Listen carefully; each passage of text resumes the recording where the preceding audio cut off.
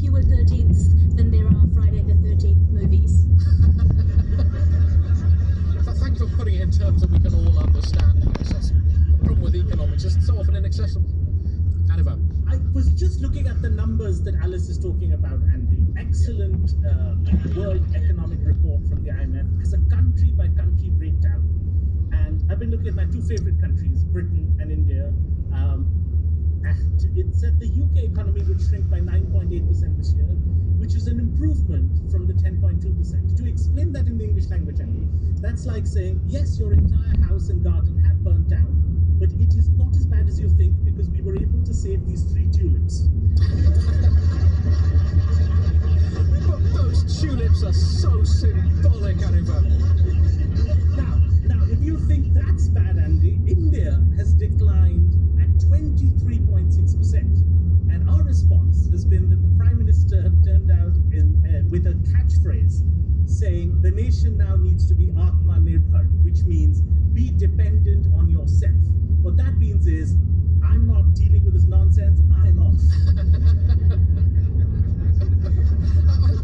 I think our government's done the same. They just haven't been so direct with it. We've done it with a more sort of British, sort of lack of directness. Olga is spokesperson for not one but two of the former Cold War superpowers. I mean, how do you think Russia and America have dealt with this whole global issue?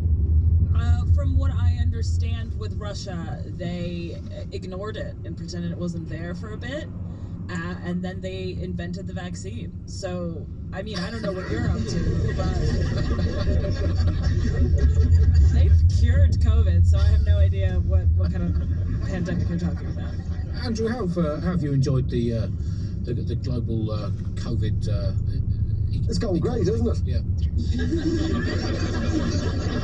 I mean, it's I mean, you've got to keep with your sunny uplands, you know. Yes. For me, one of the hideous side effects of the whole thing is, I don't think you know this, and I don't want to bring this conversation below bring it below the equator, as it were. But it turns out there's such a thing now as COVID porn. Seriously, it's pornography where everybody's wearing a mask. I haven't seen it myself, but I read about it in a broadsheet. Was that the one with Tom Cruise and Nicole Kidman in, or not? Was it COVID? Those countries on that list are Mordor, Atlantis, Alpha Centauri, Oz, not that one, Alice, the Holy Roman Empire, and Happy Land, home of the renowned Mr. Man character Mr. Happy,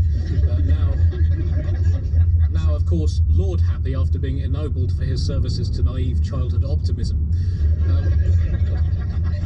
And now it's time for our first IMF 1 trillion point bonus question.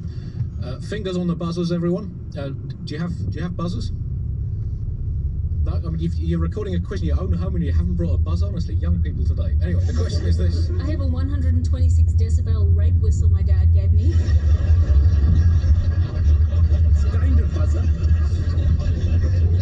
think it's the first time that sentence has been used on the news. It's because you don't book enough women.